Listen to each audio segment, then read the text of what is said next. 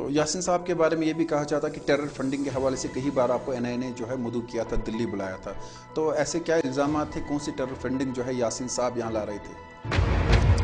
آپ کے جو بیانات آ رہے ہیں وہ ہمارے خلاف ہیں، آپ کیا سمجھتے ہو کہ یہ ہندوستان کا حصہ نہیں؟ تو اس حوالے سے لیکن کہیں پیسے کا کہیں ذکر نہیں ہوا ہے۔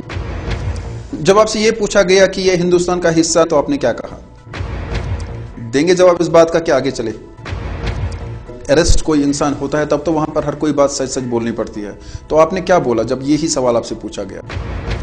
تو میں نے یہی بولا کہ میرے سے بہتر آپ جانتے ہیں۔ تو انہوں نے آپ سے پوچھا ہوگا کہ آپ بھی بتائیے آپ کی رائے کیا ہے، حصہ ہے کہ نہیں ہے، کیونکہ آپ پہ الزامات ہے کہ آپ یاسین ملک کے بڑے قریبی رہے ہیں، سٹرائکر کالز دینے میں یاسین صاحب بڑے ماہر رہے ہیں۔ میں نے وہاں پہ ان سے کہا کہ میں نے سٹرائک کی کال دی ہے، کافی مہینوں تک آپ بند رہے ہیں، آپ نے ایک ایفیڈیوٹ کوئی لکھ کے دیا وہاں پہ، اور اس ایفیڈیوٹ کا کلر کیا تھا اور کتنے پنے تھے؟ میں ایک بہت بڑے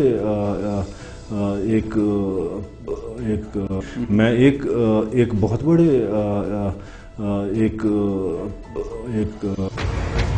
میرے ساتھ تو ایسا کچھ بھی نہیں ہوا، میرے ساتھ تو ایسا کچھ بھی نہیں ہوا۔ صاحب نے اپنا کیریئر سٹارٹ کیا تو آپ سیلز مین تھے، اس کے بعد آپ ایک بڑے مشہور تاجر بن گئے ہیں، راتوں رات ترقی کیسے ہوئی؟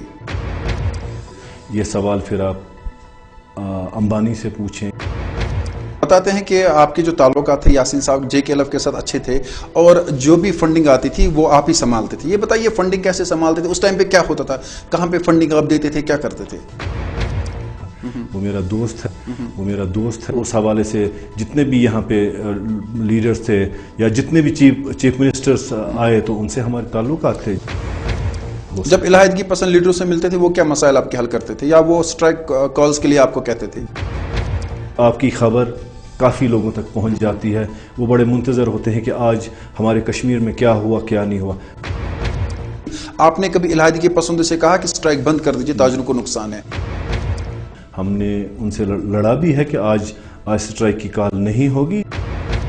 تو آپ لوگوں کے پاس پالیسی کیوں نہیں تھی؟ آپ صرف کیا اپنے گھر بنا رہے تھے اور بڑھ رہے تھے؟ جو چھوٹا تاجر ہے اس کے بارے میں کسی نے سوچا؟ لیکن آگے سننے والا کوئی نہیں ہے، آگے کوئی سنتا نہیں ہے۔ کیا اچھا، جی ایس ٹی پہ آپ نے پریس کانفرنس تھی، دھمکایا تھا، بڑی پریس کانفرنس کی جی ایس ٹی ہم ہونے نہیں دیں گے، اور کہتے ہیں یاسین خان صاحب وہی شخص ہے جس نے پہلے کر کے رکھا تھا اور باقی لوگوں کو بیوقوف بنایا۔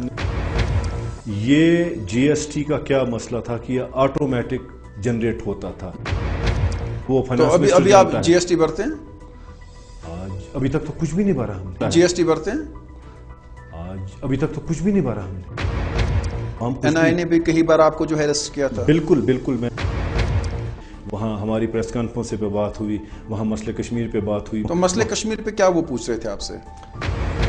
میرے سے بہتر تو آپ جانتے ہو، آپ پوچھ لیجئے، ایسا کچھ بھی نہیں ہے، کیونکہ میں نے نہ وہاں پہ کچھ چوری رکھا نہ میں یہاں پہ چوری رکھتا ہوں۔ کشمیر پہ یاسین خان کا کیا سٹینڈ ہے؟